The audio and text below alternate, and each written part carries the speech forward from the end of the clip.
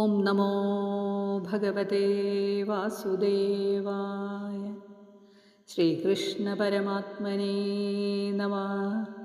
ശ്രീമദ്ഭഗവദ്ഗീത സപ്തദശോധ്യായഃ.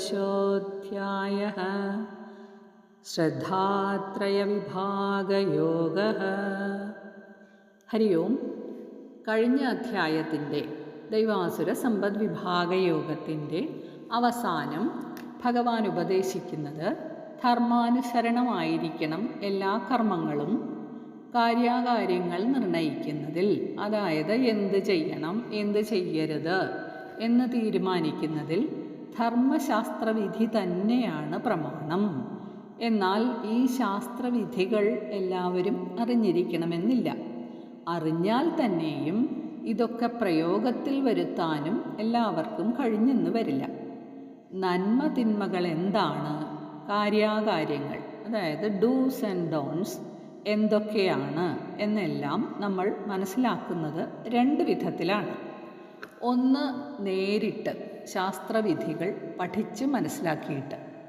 രണ്ടാമത്തെ വിധം, ശാസ്ത്രവിധികളിൽ പ്രവീണരായവരുടെ വാക്കുകൾ കേട്ടും പ്രവൃത്തികൾ കണ്ടും മനസ്സിലാക്കി പ്രവർത്തിക്കുക. രണ്ടാമത് പറഞ്ഞിരിക്കുന്നതിന് ആധാരമായിരിക്കുന്നത് വിശ്വാസമാണ്, ശാസ്ത്രമല്ല. കാരണം പണ്ഡിതന്മാരായവർ, അഭിജ്ഞന്മാർ ധർമ്മശാസ്ത്രത്തെ അനുസരിച്ചായിരിക്കും ജീവിക്കുക. അവർ ശാസ്ത്ര സിദ്ധാന്തങ്ങളെ അനാദരിക്കില്ല എന്നൊക്കെയുള്ള നമ്മുടെ ഒരു വിശ്വാസം. അതിനനുസരിച്ച് അവരുടെ പെരുമാറ്റം കണ്ടും അഭിപ്രായങ്ങൾ കേട്ടും അതിനനുസരിച്ചൊക്കെ ജീവിക്കുക. അർജുനൻ ഇവിടെ സ്വയം വിചാരിക്കുന്നതും ഇതുപോലെ തന്നെയാണ്. എനിക്ക് വേണ്ടത്ര ശാസ്ത്രപരിജ്ഞാനമൊന്നുമില്ല, എന്നാൽ ആധ്യാത്മിക ജീവിതത്തിൽ വേണ്ടത്ര ശ്രദ്ധയുണ്ടായിട്ടുണ്ട്. അപ്പോൾ ഭഗവാൻ ഉപദേശിക്കുന്ന ജീവിത രീതി ഒന്ന് പരീക്ഷിച്ചു നോക്കാം. ആധ്യാത്മിക സാധനയിൽ ശ്രദ്ധയ്ക്കുള്ള പ്രാധാന്യം ഭഗവാൻ പല സന്ദർഭങ്ങളിലായി സൂചിപ്പിച്ചിട്ടുണ്ട്. 4-ാം അധ്യായം 39-ാം ശ്ലോകത്തിലും പിന്നീട് 12-ാം അധ്യായം ഭക്തിയോഗത്തിലെ 20-ാം ശ്ലോകത്തിലും അതിനെപ്പറ്റിയുള്ള സൂചനകളുണ്ട്. അത് നോക്കാം. 4-ാം അധ്യായം ജ്ഞാനകർമ്മ സന്യാസ യോഗത്തിലെ 39-ാമത്തെ ശ്ലോകം എന്തെന്നാൽ, ശ്രദ്ധാവാൻ ലഭതേ ജ്ഞാനം തത്പര സംയതേന്ദ്രിയ ജ്ഞാനം ലബ്ധ്വാ പരാം ശാന്തിം അചിരേണാധിഗച്ഛതി. അതിൻ്റെ അർത്ഥം, പരമാത്മതത്വത്തിൽ തൽപരനായി ഇന്ദ്രിയങ്ങളെ വേണ്ട പോലെ അടക്കിയ ശ്രദ്ധാലുവിന് ആത്മജ്ഞാനം കൈവരുന്നു. ജ്ഞാനം ലഭിച്ചാൽ വൈകാതെ തന്നെ പരമമായ ശാന്തിയെ പ്രാപിക്കുന്നു. ഇനി 12-ാം അധ്യായമായ ഭക്തിയോഗത്തിലെ 20-ാമത്തെ ശ്ലോകം നോക്കിയാൽ, ഏതു ധർമ്മ്യാമൃതമിതം യഥോക്തം പര്യുപാസതേ ശ്രദ്ധധാനാമത്പരമ ഭക്താസ്തേ അതീവ മീ പ്രിയ.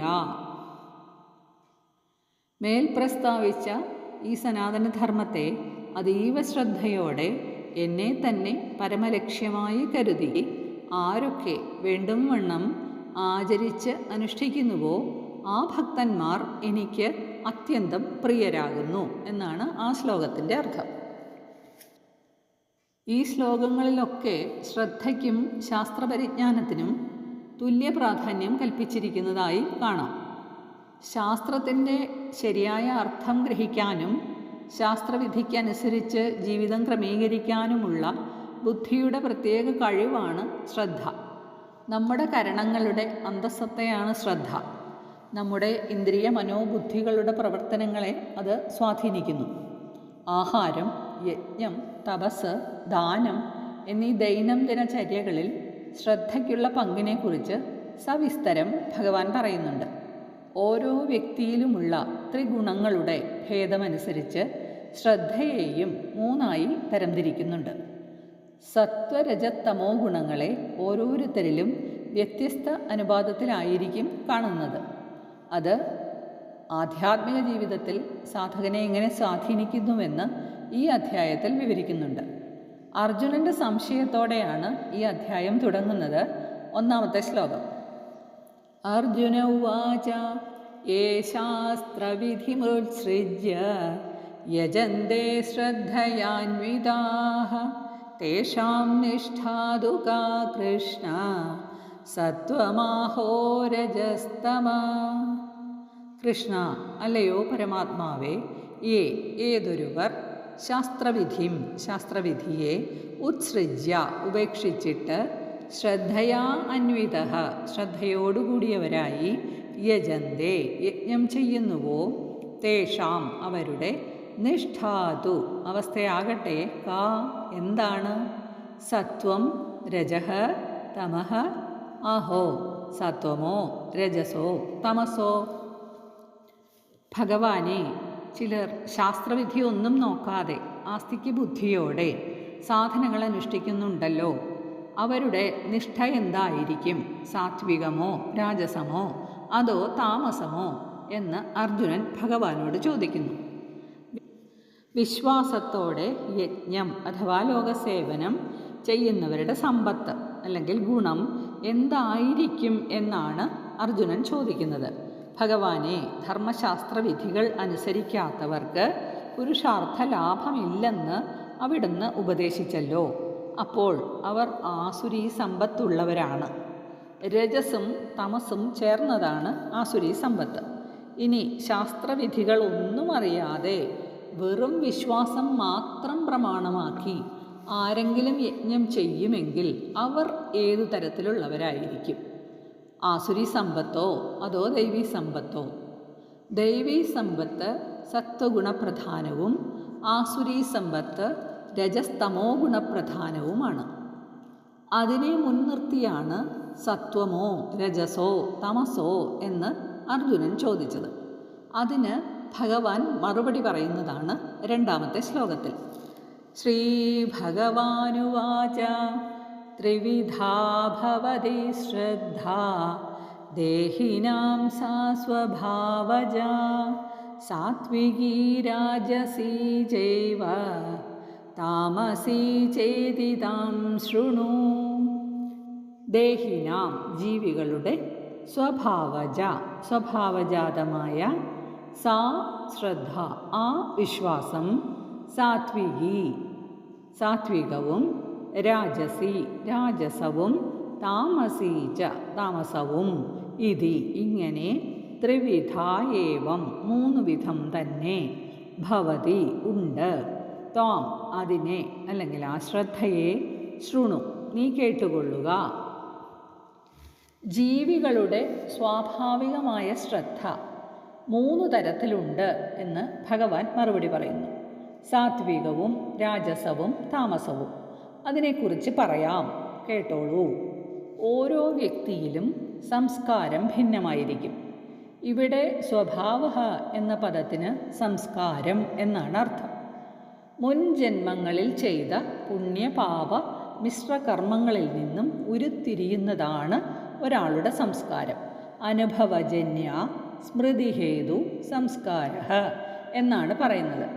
അത് അടുത്ത ജന്മത്തിൽ വാസനകളായി രൂപാന്തരപ്പെട്ട് സാത്വികമോ രാജസമോ താമസികമോ ആയതിലേക്ക് ശ്രദ്ധ തിരിയുന്നു. ഇനി മൂന്നാമത്തെ ശ്ലോകം. സത്വാനുരൂപാ സർവസ്യ ശ്രദ്ധാ ഭവതി ഭാരത ശ്രദ്ധാമയോയം പുരുഷോ യോ യശ്രദ്ധ സ ഏവ സ. ഭാരത അർജുന, സർവസ്യ സകല ജീവികളുടെയും ശ്രദ്ധ വിശ്വാസം സത്വാനുരൂപ സ്വഭാവാനുരൂപമായി ഭവതി ഭവിക്കുന്നു. അയം പുരുഷ ഈ പുരുഷൻ ശ്രദ്ധാമയ വിശ്വാസമയനാണ്. യഹ ഏതൊരുത്തൻ യത് ശ്രദ്ധ ഏതൊരു വിശ്വാസമുള്ളവനോ സഹ അവൻ സഹയേവ അതുള്ളവൻ ആ സ്വഭാവം ഉള്ളവൻ തന്നെയാണ്. അല്ലെങ്കിൽ അയാളുടെ പ്രകൃതം അതുതന്നെയായിരിക്കും. അർജുന, എല്ലാവരുടെയും ശ്രദ്ധ അവരുടെ സംസ്കാരത്തിനനുസരിച്ചായിരിക്കും. ഈ പുരുഷൻ ശ്രദ്ധാരൂപനാകുന്നു. ഒരാൾ ഏതുതരം ശ്രദ്ധയോടു കൂടിയവനാണോ അയാളുടെ പ്രകൃതവും അതുതന്നെ. കഴിഞ്ഞ ശ്ലോകത്തിൽ നമ്മൾ കണ്ടു, സംസ്കാരങ്ങൾക്കനുസരിച്ച് രൂപപ്പെട്ട അന്ധക്കരണത്തിനനുസരിച്ചാണ് ജീവികളുടെ എല്ലാം ശ്രദ്ധ ഇരിക്കുന്നത്. ജീവൻ തന്നെ ആ ശ്രദ്ധയ്ക്കനുസരിച്ച് രൂപം പൂണ്ടതാണ്. അന്ധക്കരണവും അതിലെ സംസ്കാരവും അതിൽ നിന്നുണ്ടായ ശ്രദ്ധയും എല്ലാം ത്രിഗുണാത്മകമാണ്. ശ്രദ്ധയാണ് മനുഷ്യൻ്റെ വ്യക്തിത്വത്തെ രൂപപ്പെടുത്തുന്നത്. എന്നാൽ തീർച്ചയായും ഇതിനെ ഉടച്ചു വാർക്കാൻ കഴിയുകയും ചെയ്യും. സ്വഭാവം സത്വഗുണപ്രധാനമാണെങ്കിൽ വിശ്വാസവും സാത്വികമായിരിക്കും. രജോഗുണിയാണെങ്കിൽ അവൻ്റെ വിശ്വാസം രാജസവും, തമോഗുണിയുടെ വിശ്വാസം താമസികവുമായിരിക്കും. കർമ്മവാസനയിൽ ഏതു ഗുണമാണോ മുഖ്യമായിരിക്കുന്നത് അത് സ്വഭാവത്തിലും കാണും. അതുതന്നെ അവൻ്റെ വിശ്വാസത്തിലും പ്രകാശിക്കും. ഇനി ഇവരെ തിരിച്ചറിയുന്നതെങ്ങനെ എന്ന് പറയുന്നു 4-ാമത്തെ ശ്ലോകത്തിൽ. യജന്തേ സാത്വികാ ദേവാൻ യക്ഷരക്ഷാംസി രാജസാഃ പ്രേതാൻ ഭൂതഗണാംശാന്യേ യജന്തേ താമസാ ജനാഃ.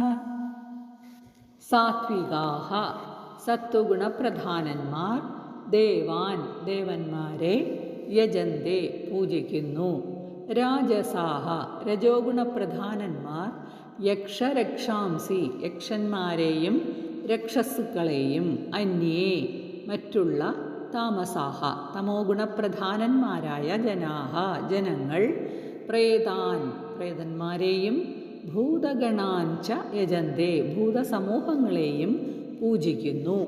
സാത്വികന്മാർ ദേവന്മാരെ ആരാധിക്കുന്നു, രാജസന്മാർ യക്ഷരക്ഷസുക്കളെ പൂജിക്കുന്നു, മറ്റുള്ള താമസ ശ്രദ്ധയുള്ള ജനങ്ങളാവട്ടെ പ്രേതങ്ങളെയും ഭൂതഗണങ്ങളെയും പൂജിക്കുന്നു. യജ്ഞം എന്നാൽ ലോകസേവനമാണ്. സാത്വികന്മാർ ലോകസേവനാർത്ഥം അവരുടെ ഇന്ദ്രിയ മനോബുദ്ധികളെ ശുദ്ധീകരിക്കുന്നു. രാജസ ശ്രദ്ധയുള്ളവർ തങ്ങൾക്ക് കൂടി പ്രയോജനം ഉണ്ടാകുന്ന വിധം ലോകസേവനം അനുഷ്ഠിക്കും. താമസന്മാരായവർ വെറും സ്വകാര്യ ലാഭം മാത്രം നോക്കി പ്രവർത്തിക്കും. സേവനമായാലും ആരാധനയായാലും 3 വിധത്തിൽ തന്നെയാണ്. ലോകത്തെ വിഷയമാക്കിയുള്ളത്, ലോകത്തെയും തന്നെയും വിഷയമാക്കിയുള്ളത്, തന്നെ മാത്രം വിഷയമാക്കിയിട്ടുള്ളത്, അങ്ങനെ 3 തരം. ഇതിൽ ആദ്യം പറഞ്ഞ സാത്വിക ശ്രദ്ധയുള്ളവർ ലോകാർത്ഥമായി സ്വാർത്ഥതയില്ലാതെ നിഷ്കാമകർമ്മം അനുഷ്ഠിക്കും. ദിവ്യവും പാവനവുമായ ഈശ്വരാരാധനയാണ് അവർ നടത്തുക. രാജസ ശ്രദ്ധയുള്ളവർ തനിക്കും ലോകത്തിനും വേണ്ടി സേവനം നടത്തും, പരോപകാരം ചെയ്യും. എന്നാൽ സ്വന്തം കാര്യലാഭം നോക്കുകയും ചെയ്യും. ഹിംസാപ്രധാനികളായ രജോഗുണയുക്തരായ യക്ഷന്മാരെയും രക്ഷസുക്കളെയുമാണ് അവർ പൂജിക്കുന്നത്. 3-ാം തരക്കാരായ താമസ ശ്രദ്ധയുള്ളവരാകട്ടെ സ്വന്തം കാര്യം മാത്രം നോക്കുന്നവരാണ്. തികഞ്ഞ സ്വാർത്ഥതയാണ് അവരുടെ വിഷയം. അതിനായി താമസപ്രകൃതികളായ ഭൂതഗണങ്ങളെയും പ്രേതങ്ങളെയും എല്ലാം അവർ പൂജിക്കുന്നു. അവരെ സംബന്ധിച്ച് ലോകം എന്നൊന്നില്ല, എല്ലാം തങ്ങൾക്ക് വേണ്ടി മാത്രം. ഇനി ഇവരുടെ സാധാരണ ജീവിതത്തിലെ പ്രവൃത്തികളിലും ഇത് തെളിഞ്ഞു കാണാം. സത്വഗുണമുള്ളവർ ആശ്രയിക്കുന്നത് സജ്ജനങ്ങളെയായിരിക്കും. യക്ഷരക്ഷസുക്കളെ പൂജിക്കുന്ന രാജസന്മാർ എന്ന് പറയുമ്പോൾ ഇതിൽ പറയുന്ന യക്ഷന്മാർ കുബേരൻ്റെ കൂട്ടുകാരാണ്. രാക്ഷസന്മാരാകട്ടെ ശക്തിയുടെയും പ്രതാപത്തിൻ്റെയും പ്രതീകങ്ങളുമാണ്. അപ്പോൾ സമ്പത്തിലും ശക്തിയിലും പ്രതാപത്തിലും ഭ്രമിക്കുന്നവർ സമൂഹത്തിൽ അത്തരക്കാരുമായാണ് സൗഹൃദമുണ്ടാക്കുക. തമോ ഗുണപ്രധാനികൾ ഹീനകാര്യങ്ങൾ നേടാനായി അവരുടെ ശത്രുക്കളെ വകവരുത്താനും മറ്റുമായി സംസ്കാരശൂന്യരും നീചന്മാരുമായ ക്രൂരന്മാരെ പ്രീതിപ്പെടുത്തി ഉപയോഗിക്കുന്നു. ബഹുഭൂരിപക്ഷം ജനങ്ങളും രജോഗുണത്തിലും തമോ ഗുണത്തിലും വേരൂന്നിയവരാണ്. സാത്വികന്മാർ ഈ ലോകത്ത് വളരെ കുറവാണ്. അങ്ങനെ സാത്വിക ഗുണമുള്ളവർ ശാസ്ത്രജ്ഞാനം നേടി മോക്ഷത്തിന് അധികാരികളായി തീരുന്നു. ഹരി ഓം തത്സത്ത്.